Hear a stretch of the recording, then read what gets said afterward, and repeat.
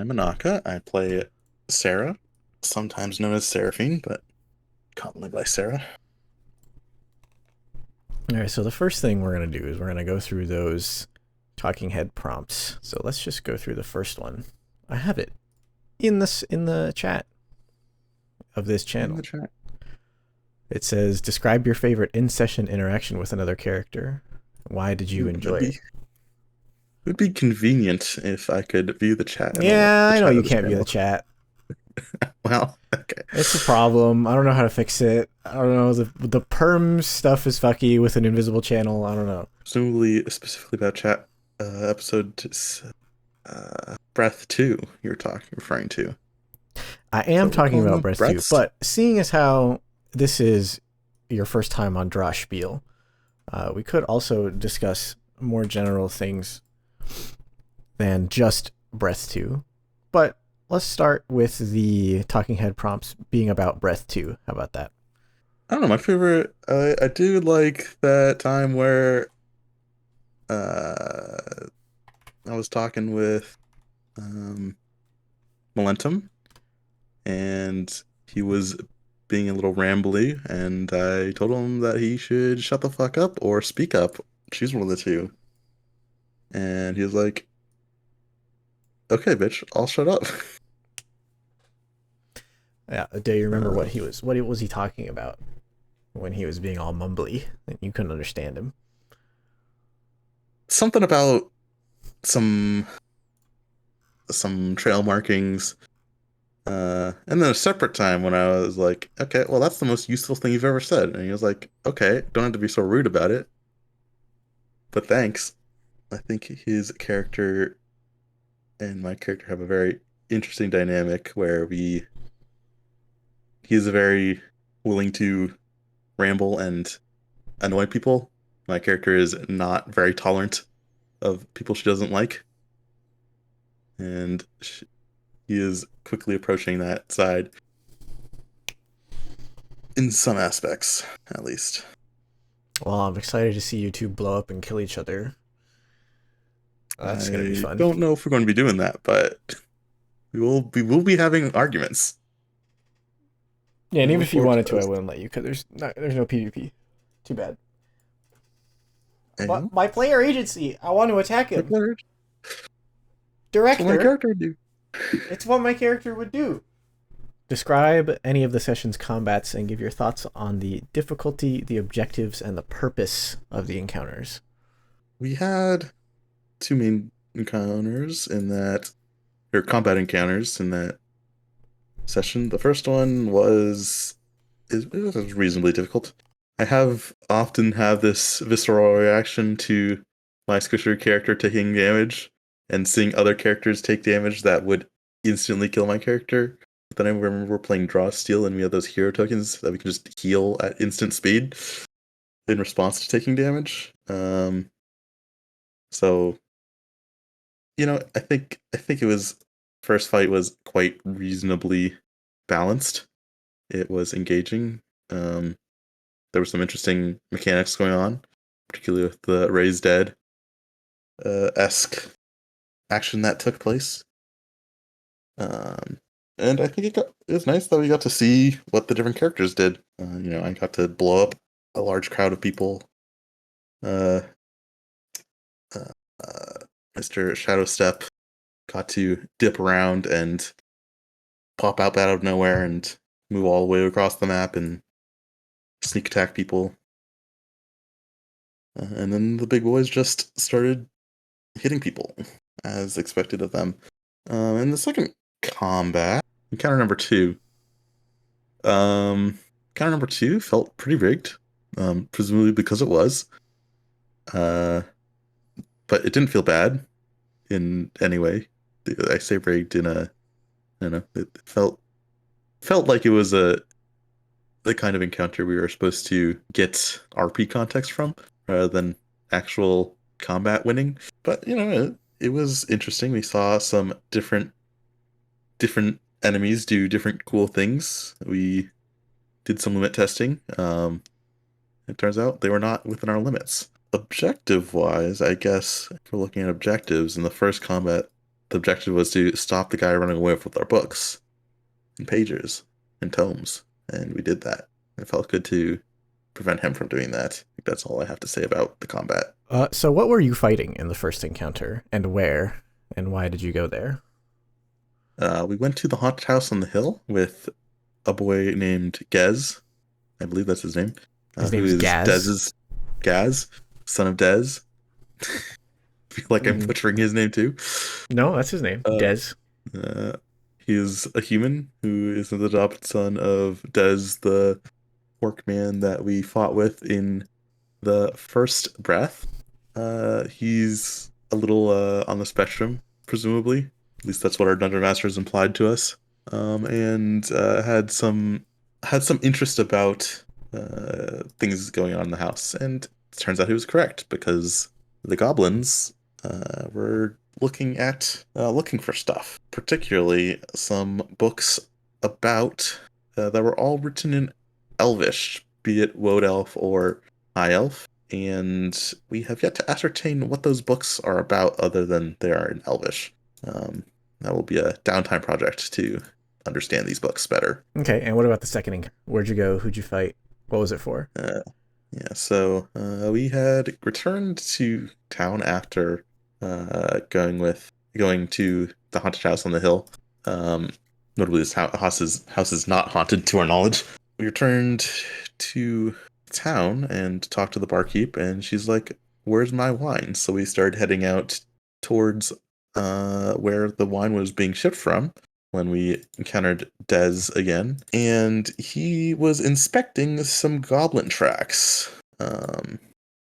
We then followed these goblin tracks into the forest and up onto, I guess you could call it a plateau. It was really just a raised plot of earth, probably more accurate description, um, where we found a goblin camp. In this goblin camp, it was, a bugbear, a bunch of goblins, some tents, fire, some cages with some old people in them. I believe the goblins have been kidnapping these old people for this, presumably, I don't know, some elvish things. Elvish ritual that is why the goblins are stealing the elvish books. Something like that.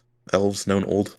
Anyways, there was also, my brain's blanking, a man called a revenant something. Revenant stranger. Is that correct?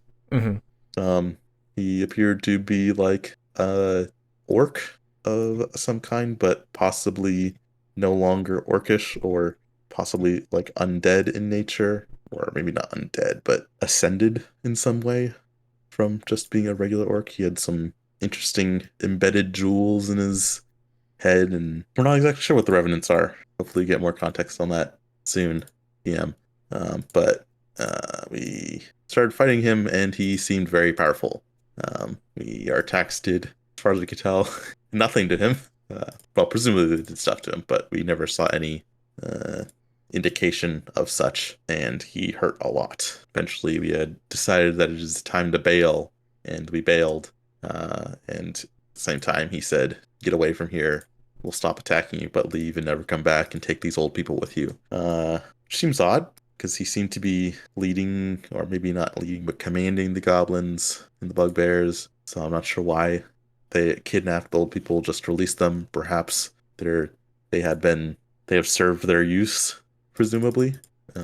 Hopefully, we're not bringing people that should not be back into the public.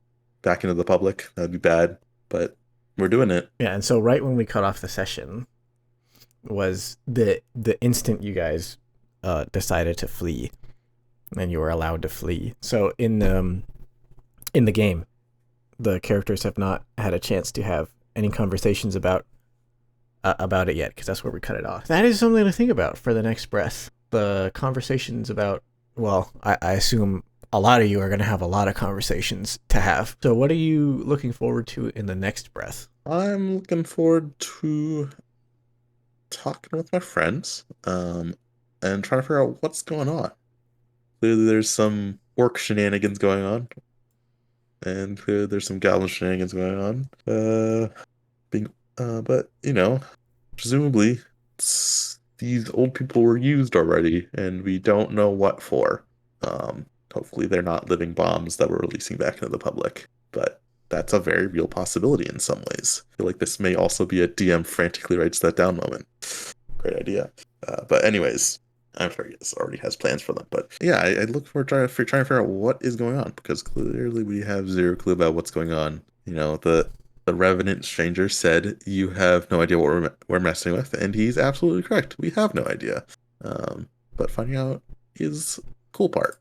So I guess really, we're going to have to look at these old people, see if we can figure out what's different about them, or ask them what's happened to them, and then if that yields nothing, probably have to take some time and read some books. That sounds thrilling. All right. About Breath 2 again. We're going to move on to the third question. Breath Tua.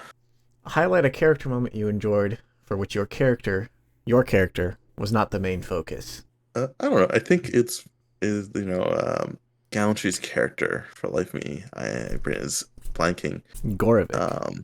Gorovik seems very interesting. He has a very can-do attitude, and I'm sure we'll understand this more as we get to know the characters better. I don't understand what's up with him, but I thought it was really cool when he was like, "I'm going to stand in this doorway and stop anyone from coming through," and some people were like, "Nah, get out of the way so we can go through," and the other half of us were like, "Nah, stand in the way to stop them from coming through." I thought that was a really interesting moment that I enjoyed. You know, learned something about his character and some motivations of his and his kind of the stuff he wants to be doing and possibly his motivations as to why he's doing those things. Good answer. Okay. We answered all the talking head prompts. Now let's go into part 2, talk about Seraphim. Let me ask you this. Mm-hmm. How does Enaka feel about, let's start with Gallantry's character, and then tell me how Seraphim feels about him. Anaka, who knows a bit more about the character, I didn't get a chance to fully watch the first episode, so I don't know how much Gallantry has talked about his character, but I've talked to him about his character a little bit. We talked about it in session 0 too. His character's like some weird completionist, but I don't know. As far as like I can tell, he's a very interesting character. He's very righteous, very justice, which reflects well in his class and how he's role playing the character. It's very cool. I know that there's going to be some more stuff to find out, but it's so far pretty interesting. As far as Sarah goes, Sarah has, kind of just met this guy. I guess it's been like a day now at this point. And she has no real strong opinions on him, other than he seems, he has this righteous and justice thing. And he also appears to have some sort of OCD, some compulsive disorder that he has to go and do everything, is what we've observed so far. But she has no strong feelings, negative or positive, towards him at this moment. She's not really sure how his character is acting publicly is more of a facade or that's just who he is. But she has not yet to make up her mind about it. So tell me about Militant or still in either order. Let's go with Melenton. After the first breath, I was like, wow, this character might be the most annoying thing in the world. And maybe in many ways it upset me, as a player and a person. There's some things I felt as a player, that I've talked with Joe about. There's all you go and read TTRPG horror stories or whatever, and sometimes you read things about people. There's campaigns that are serious and there's campaigns that aren't serious, and you never really super discussed if this is where on that spectrum this campaign lies during session 0. Maybe that was something that we should have discussed. But it kind of felt bad initially. It's like, well, I made this character and I put, like 10 hours into writing this character, and then Joe's over here playing in what I initially kind of felt annoyed by being like a joke character. not really a joke character, but it is based on just a character from a movie, almost exactly, but just put into a different setting. What the fuck is the movie called? It's called Office Space. Office Space. And that kind of peeved me, but also the way the character acted also was annoying, by intent. But the more I thought about it and the more I talked to Joe about it, the less that issue bothered me. That issue being it felt like a joke character that bothered me less and less over time between sessions, and then by the day or two leading up to the second session, that really wasn't a thing that was in my mind anymore. But I still had concerns, as did I've heard from other people, and Joe himself included, about how annoying his character may or may not be. And I have kind of gone on the other aspect. I wish he was more annoying. Um, Especially during the second breath, he felt very passive and not nearly annoying enough. I don't know. I think that in many ways, the character he is playing and my character have a very interesting dynamic. Of my character's is kind of, while being a hero, very much feels like a mean girl archetype, in some ways. She is bratty. She is not exactly super nice to certain people. And I think that character dynamic is interesting for story in some way. So I think I know for a fact that had toned down in Breath 2. I hope it gets toned back up, personally. Hmm. To my character's opinions, or for Seraphine's opinions on Melinton, she has been, she started hearing voices in her head, and one of them was Melinton, and that voice was insufferable. Um, she's A fate been worse than hearing death. truly a fate worse than death. She started hearing this guy just mumbling in his thoughts about the most, just literally anything and everything. And then they decided to meet. Everyone should go meet up, and then she had to travel 15 days hearing this voice still, just rambling almost constantly, I imagine. But she has strong negative opinions about Melinton. And she will probably continue to be incredibly mean to him until there is some sort of conversation had, which will happen at some point. There will be a breaking point that is reached. So I'm gonna have to trap you two in the sports supply closet. I will do whatever my director master says, and I will make the best of it. Okay, that'll be Breath like 20. Okay. I don't know.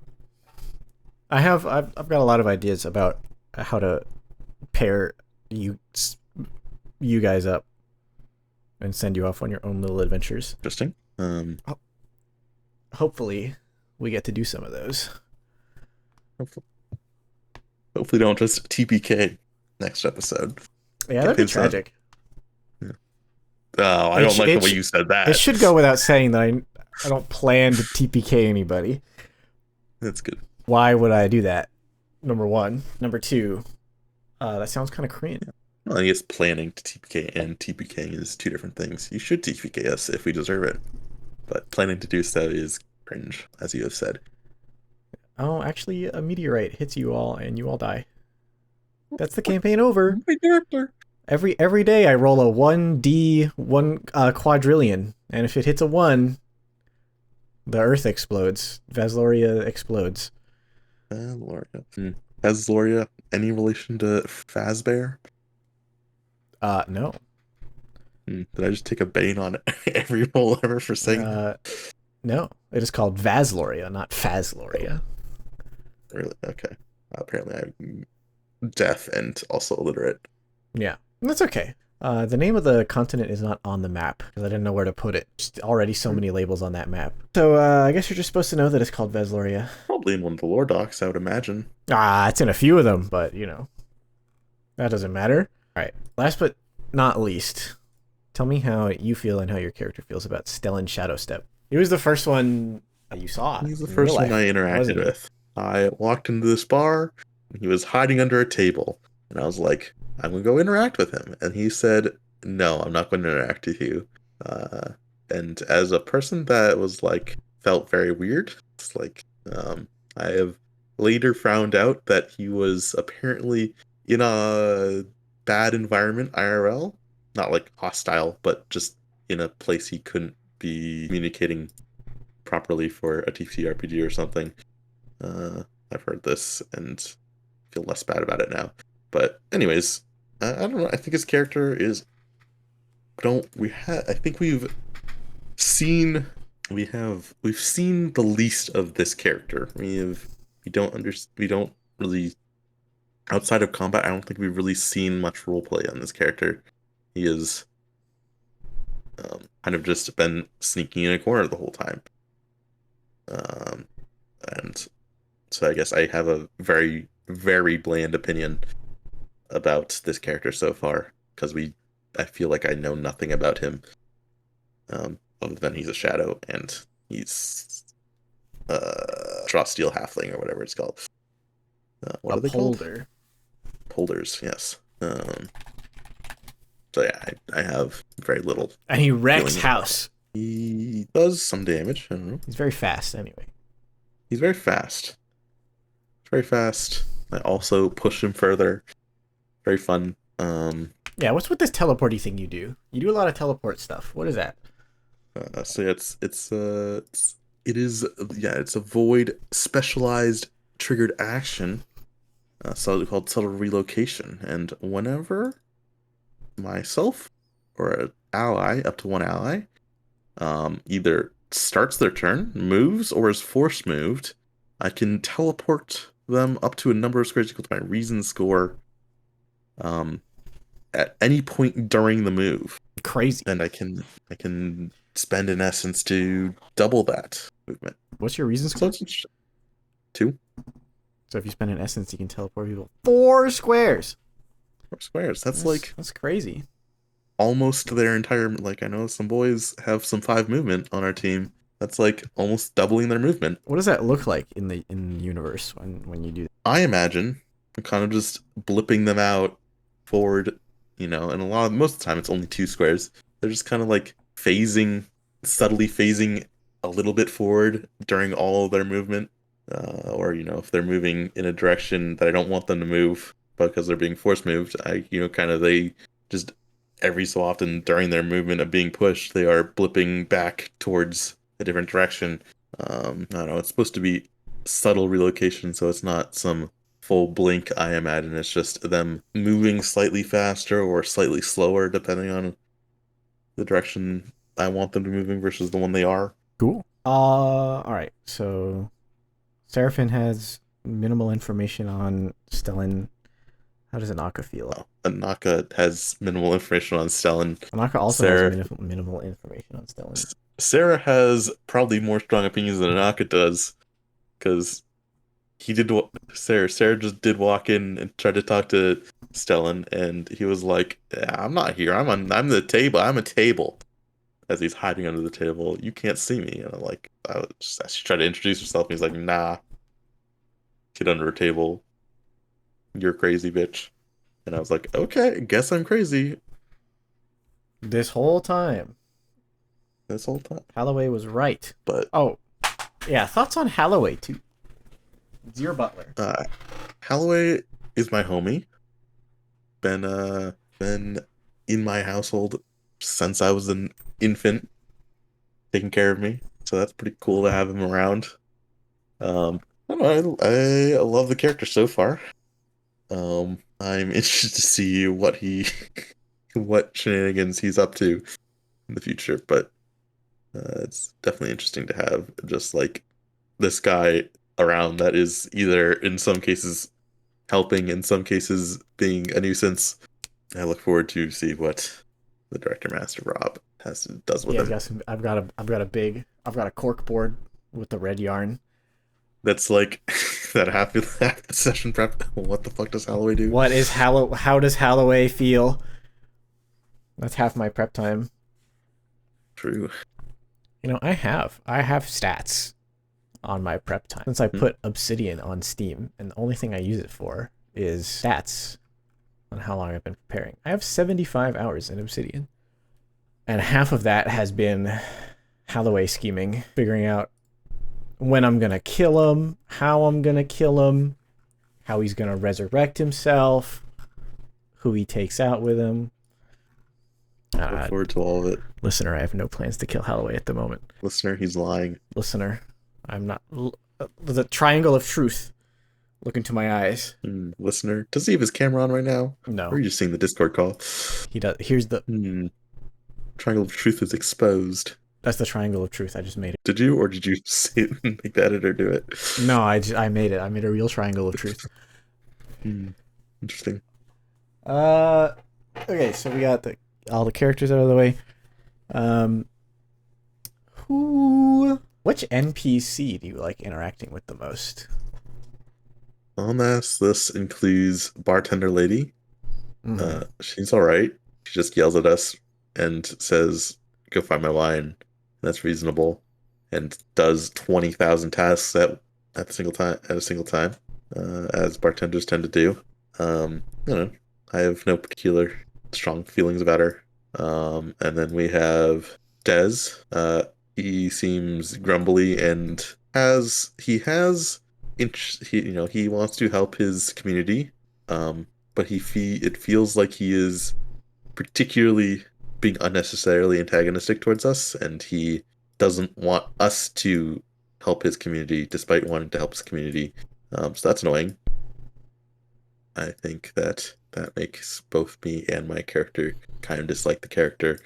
What makes you say that? I don't know. Every time we try to help him, he's like, and says, I don't know, just is not being helpful. And when he could be much more straightforward and give us answers that we either have to push out of him, or he just doesn't give us when he, based on the context, should very clearly have answers. Gaz, Dez's son, seems like an interesting character. And, I don't know, he has given us some things to do, which is, more useful than his father. And, he isn't as grumpy as his father is. So I don't know. I like his character more personally. Holloway, all-time GOAT, obviously. Every moment about him has been great so far. Gallantry said pretty much the opposite about Holloway. He has mostly negative feelings about Holloway. He said that. He said that to me. Well, leave it. It's in Droshspiel 1. You can watch it. You can listen to his reasoning in Droshspiel 1. Can you? I cannot give you a timestamp. Well, not a timestamp, but can you give me a brief description about his feelings? No, you have to watch the video. Well, I will respond to his opinions on the next time I'm on here. Perhaps. Response video incoming. Look out from Anaka's YouTube channel. Hey, what's up, guys? The Holloway situation is crazy. That's you doing a Moist Critical impression. Rob doing an impression of Anaka doing an impression of Moist Critical. Yeah. True. So we talked about Gwen, Dez, Gaz, Holloway. We've scarcely talked to anyone else. Yeah, there was that old guy that almost got kidnapped, but he felt like not really a character. He felt more like a prop for saving. I don't remember actually having any conversation with him. I'm sure there was some brief comments that we had with him, but nothing significant enough to remember specifics about. That is also true. And I guess the only other person since the session started who's had any kind of exchange of words with you has been the Revenant Stranger. Oh, yeah. He told you like one sentence. Yeah. Well, he has said some things like, "Get away from here. You don't know what you're talking about. You don't know what you're fighting." And, that seemed true. Seemed weird that he didn't kill us. Obviously, that'd make for a bad story if he just killed us, which was clearly in his abilities to do so. But it's also weird feeling that he didn't, for as far as we can tell, no reason. But, he probably has his reasons. Or maybe he doesn't. And it's just for the story that he doesn't kill us. Who knows? Hard to understand the motives of a being that is clearly out of your wheelhouse and does not wish to express his motives to you. Okay. We pretty much did it. Talked about the talking head prompts. Talked about a bunch of characters. We did it. Unless you got anything else to talk about, we can be done here. do you want to talk about my character, or should we leave that to later Spiel's? We can talk about your character. What do you want to talk Yeah, about? I don't know.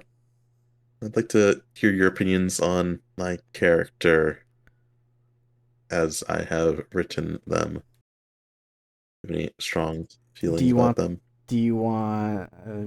Would you like me to sanitize my opinions so that people don't know the backstory you sent me in private? No, well, if they want to know, they can listen. If not, click off now.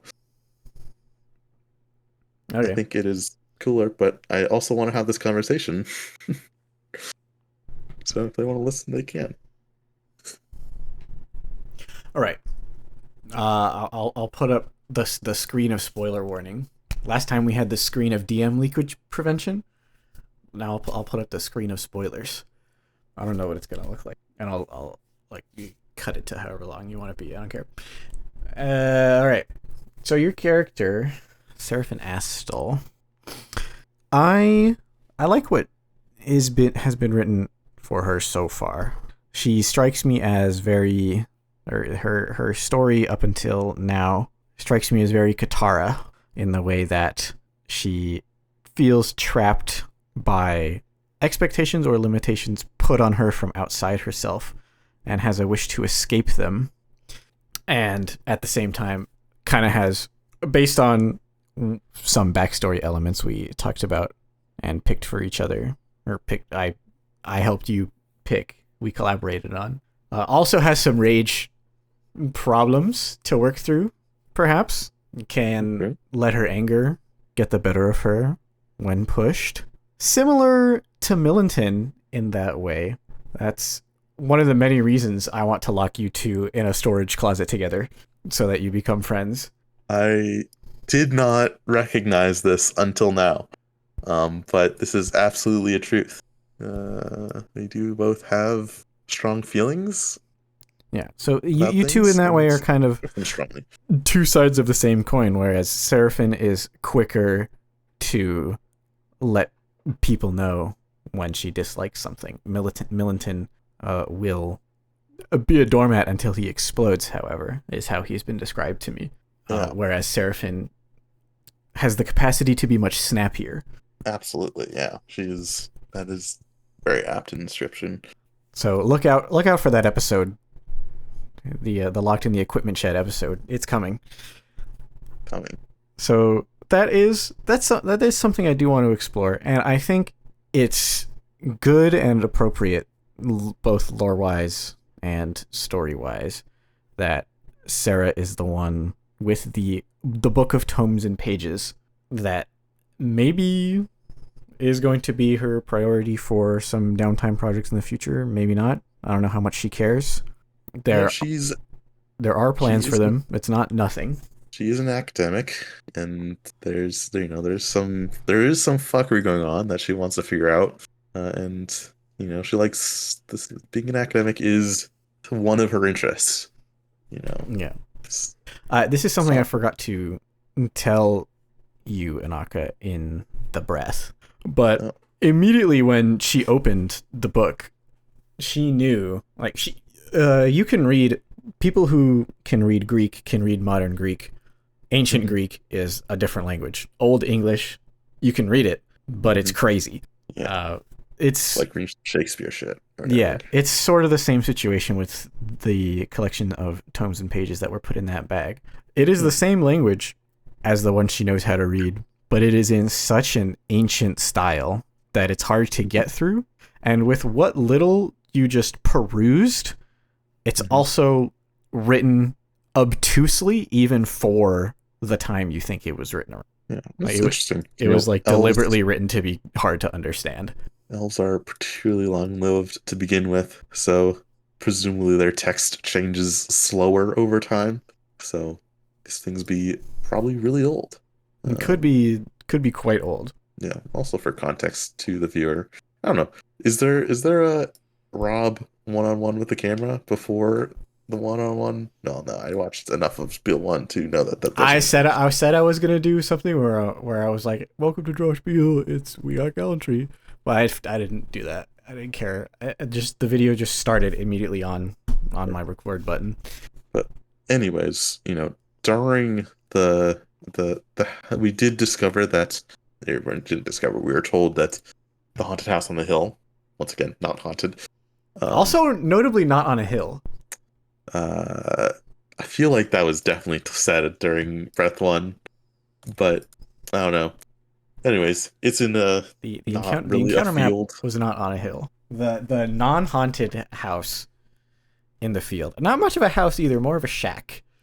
Yeah, No, it was a I don't house. know. There's a bed. It was a There's house. plenty of things to be a house. I just wanted to Um, take the third thing away from you. anyways, haunted house on the hill.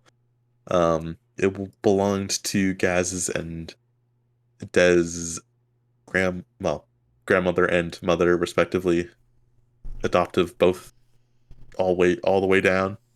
And she was an elf who travels around a lot and is currently in an undisclosed location. Well, both undisclosed and unknown to, I guess, the son and grandson. Um, what role she plays, who knows? Maybe she's insignificant, maybe it's not. Don't know. But her books are significant.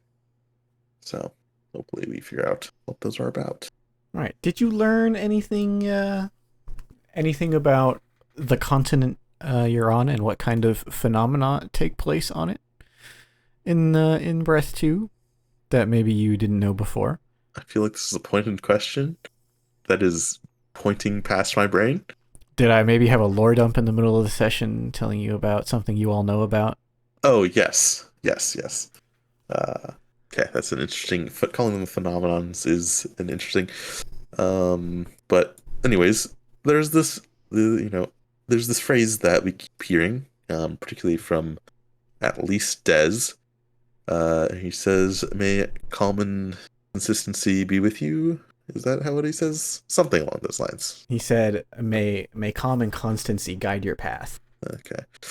Um, so there's these ancient ones, change, consistency, cyclicity, consumption, creation, calm, connection, command, continuity, um, that are somewhere, they are some sort of ascendant beings. I don't know if they are, you know, in the grand cosmos, if they are where they are. They're kind of like conceptualizations of ideas that sometimes manifest physically, often are not physically manifest. I don't know, like in the grand scale, if they are beyond or below gods, but they are at least, idealized these nine concepts. They all start with C's for some reason. Don't know why, but humans in particular, in Draw Steel have like that sense of supernatural, and our great director master has seen to it that humans have some sensitivity to detect when these um, ancient ones manifest in some ways, and we noted that they were present on these books. Notably, the ancient one change was detectable by the humans in the party on these books. Our director master has told us that seeing these or feeling these entities are not incredibly uncommon, but also not incredibly common. Um, but we don't really know to what extent, what significance they serve yet when they are detected, other than presumably that their concept is in play in some way. Something about these books is probably changed or causing change or something of those sorts. My bet would be on some changes in play and they have a relation to these books. Not that these books have changed. Yeah, that's pretty good. How does Anaka feel about that? Anaka has yet to feel something strong about this. He doesn't understand the mechanic in play yet, and he is intrigued by it. But it's we've been given some stimuli that we don't understand yet as players, either as players or characters. in some way, I think our characters would understand it better than the players currently do, um, just because they've lived in this universe for longer and should understand what's good with that. But as players, I currently don't know what's good with that, and it could lead to some interesting things. But I don't understand enough about it yet to have a very strong opinion about it at the moment. I look forward to seeing it more and understanding it more. Okay, I like it. If there's anything else you want to talk about, now could be the time. Or we can say we spieled. We talked about your character and the impending Sarah X Millington equipment shed episode. Right. The inevitable, inescapable Sarrington shed episode, wherein No, no, they get I'm into an argument and punch each other in the head. very well may happen. But I look forward to back when I started playing D&D and DMing D&D, I thought combat was cool. Um, and the more I've played TTRPGs, the less I relate to that opinion. I think combat is a plot device at best, and that is best use for it. And the thing that I look most forward to every week is role playing. And I think we have, I'm really excited about my character. This is definitely the most in-depth character I have really made conceptually in my mind. Part of which Rob has seen. Some things have not touched paper yet, but are active in the way that I play my character, and I am excited to have moments with other players and find more about their players, about their characters. Sorry. All right, then we can end it there. Ladies and Draw gentlemen, Spiel. that was Draw Spiel 2. Da da da da da da da da da da da da da da da da da da da.